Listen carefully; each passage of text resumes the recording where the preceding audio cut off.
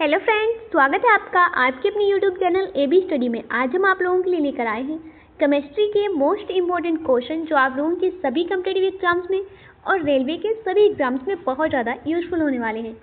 तो आज हम क्वेश्चन के साथ साथ उसका सॉल्यूशन भी देखेंगे, ठीक है। तो चलिए जल्दी से स्टार्ट करते हैं हमारा वीडियो और देखते हैं आज का हमारा पहला क्वेश्चन। इसी तरह से आपको रोज़ 20 या 25 क्वेश्चन मिलेंगे विद सॉल्यूशन के साथ, ठीक है। छोटी सी क्लास होगी, ज़्यादा बड़ा नहीं खींचेंगे उसको और थोड़े टाइम में आपको ज़्यादा कंटेंट देने की कोशिश करेंगे, ठीक है। और अगर आप लोगों को ये बुक चाहिए जिससे हम आपको पढ़ा रहे हैं तो आप हमारे टेलीग्राम चैनल को ज्वाइन कर लें, जहाँ पे आपको सारी PDFs मिल जाएंगी और सारे नोट्स भी मिल जाएंगे, ठीक है। और एक नंबर आपको हम लास्ट में बता देंगे, चलो बाद में लास्ट में बता देंगे, ठीक है। अभी आप लोग क्लास को देखिए।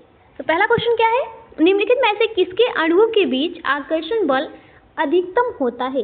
क्या पूछा हमसे कि निम्नलिखित में से किसके अणुओं के बीच जो आकर्षण बल होता है वो अधिकतम होता है। तो किस में होता है, ठोस में होता है। सभी को पता है ना ठोस में होता है, ठीक है। तो इसका थ्योरी देखते हैं। क्या देखो दिया गया है, ठोस पदार्थ की एक अवस्था है। जो ठोस है वो क्या है, पदार्थ की एक अवस्था है जिसकी पहचान पदार्थ की संरचनात्मक दृढ़ता और विकृति, आकार, आयतन और स्वरूप में परिवर्तन के प्रति प्रत्यक्ष विरोध के गुण के आधार पर की जाती है। क्या की जाती है, पहचान की जाती है, ठीक है। किसके आधार पर, उसके आकार के, आयतन के और स्वरूप में परिवर्तन, ठीक है। ठोस पदार्थ में उच्च यंग मापांक और अपरूपता मापांक, उच्च यंग मापांक और अपरूपता मापांक होते हैं। ठोस में होते हैं, ठोस पदार्थों में क्या होते हैं, उच्च यंग मापांक और अपरूपता मापांक, ठीक है। ठोस के अणुओं के बीच आकर्षण बल कैसा होता है, अधिकतम होता है। जो ठोस होते हैं उनके अणुओं के बीच में जो आकर्षण बल होता है वो अधिकतम होता है, ठीक है। द्रव्य के अणुओं के बीच आकर्षण बल ठोस के अणुओं से कम होता है। जो द्रव्य होता है उसके अणुओं के बीच जो आकर्षण बल होता है वो ठोस से कम होता है और गैस से अधिक होता है, ठीक है। और सबसे कम किस में होता है, सबसे कम गैस के अणुओं के बीच में आकर्षण बल जो है वो सबसे कम होता है, ठीक है। अगला क्वेश्चन, क्वेश्चन नंबर 2, पदार्थ के संदर्भ में निम्न में से कौन सा कथन सही नहीं है। तो क्या पूछा हमसे कि पदार्थ के संदर्भ में निम्नलिखित में से कौन सा कथन है जो सही नहीं है।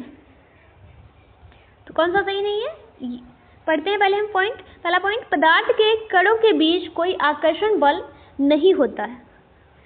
दूसरा, पदार्थ के कण द्रव्य और वायु में सतत स्थानांतरित होते हैं।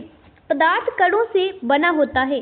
पदार्थ के कणों के बीच अंतर होता है। तो कौन सा सही नहीं है, पहला वाला ही सही नहीं है, ठीक है। इसकी थ्योरी देखते हैं। क्या है, पदार्थ के संदर्भ में निम्नलिखित कथन सत्य है। कौन सा सत्य है, जो पहला वाला था वो गलत है, उसके अलावा सभी सत्य हैं। और यहाँ पे हमें दिए गए देखो क्या कौन कौन सा है। पदार्थ के कणों के बीच आकर्षण बल कार्य करता है। जो पदार्थ होता है उनके कणों के बीच में कौन सा बल कार्य करता है, आकर्षण बल कार्य करता है, जिससे वे एक दूसरे से कैसे रहते हैं, बंधे रहते हैं, ठीक है। अगला पॉइंट, पदार्थ के कण द्रव्य और वायु में सतत स्थानांतरित होते हैं। पदार्थ के जो कण होते हैं वो वायु में और द्रव्य में कैसे होते हैं, सतत स्थानांतरित होते हैं। पदार्थ कणों से बना होता है। पदार्थ के कणों के बीच क्या होता है, अंतर होता है, ठीक है। अगला क्वेश्चन, क्वेश्चन नंबर 3, पदार्थ के कणों के संदर्भ में निम्नलिखित में से क्या सही है। तो क्या सही है, पहला क्या पॉइंट है, वे यादृच्छिक होते हैं। कैसे होते हैं, वे यादृच्छिक रूप से गतिशील होते हैं। कैसे होते हैं, यादृच्छिक रूप से गतिशील होते हैं, सही है। उनके बीच बड़े अंतराल होते हैं, ये भी ठीक है। व्यवस्थित तरीके से विन्यासित होते हैं, ये गलत है आपका। और उनमें क्या होता है, न्यूनतम आकर्षण होता है, ठीक है। तो ये भी सही है। गलत कौन सा हो गया, सी वाला। और हमारा राइट आंसर कौन सा हो गया, राइट आंसर हो गया हमारा सी, ठीक है। तो इसका ये देख लेते हैं हम। वे पदार्थ जिनका आकार और आयतन निश्चित होता है एवं कणों के मध्य आकर्षण बल अधिक होता है। कौन से पदार्थ जिनका आकार और आयतन क्या होता है, निश्चित होता है, हमें पता होता है कि इसका कितना आकार है और कितना आयतन है, लेकिन उनके कणों के बीच में क्या होता है, और उनके कणों के बीच में, ठीक है, कणों के बीच में आकर्षण बल जो होता है वो अधिकतम होता है, ठीक है, और वही ठोस होते हैं।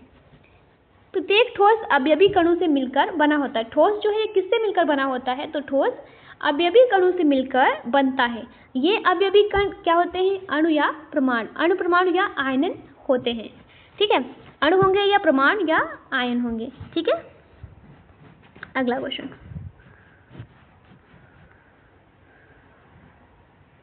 और इसके लक्षण भी देख लो।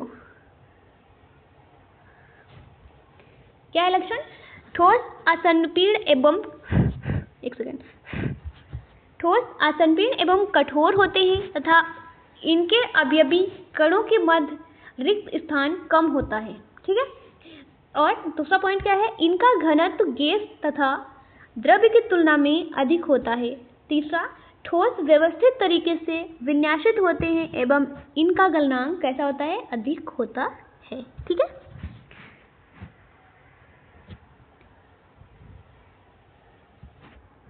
अगला क्वेश्चन, क्वेश्चन नंबर 4।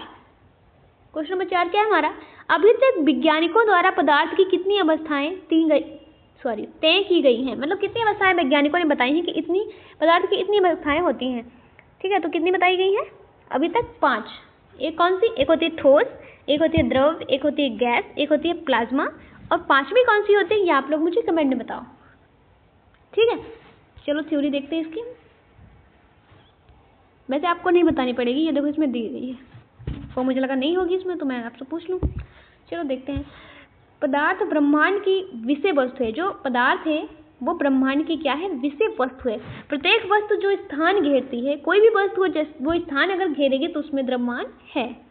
पदार्थ या द्रव्य कहलाती है, उसको पदार्थ कहेंगे या द्रव्य कहेंगे। वैज्ञानिकों द्वारा अभी तक कितनी अवस्थाएं ढूंढी गई हैं, कितनी मानी गई हैं, 5 अवस्थाएं। एक हो गई ठोस, द्रव्य, गैस, प्लाज्मा और बोस आइंस्टीन कंडेंसेट, ठीक है। अगला क्वेश्चन, ये देखो हमें नीचे क्या दिया गया है, क्वेश्चन नंबर 5 हमारा, नीचे दी गई आकृति से क्या अनुमान लगाया जा सकता है। ये देखो सॉलिड है, ठोस है, लिक्विड है, गैस है, प्लाज्मा है, तो इससे क्या अनुमान लगाया जा सकता है।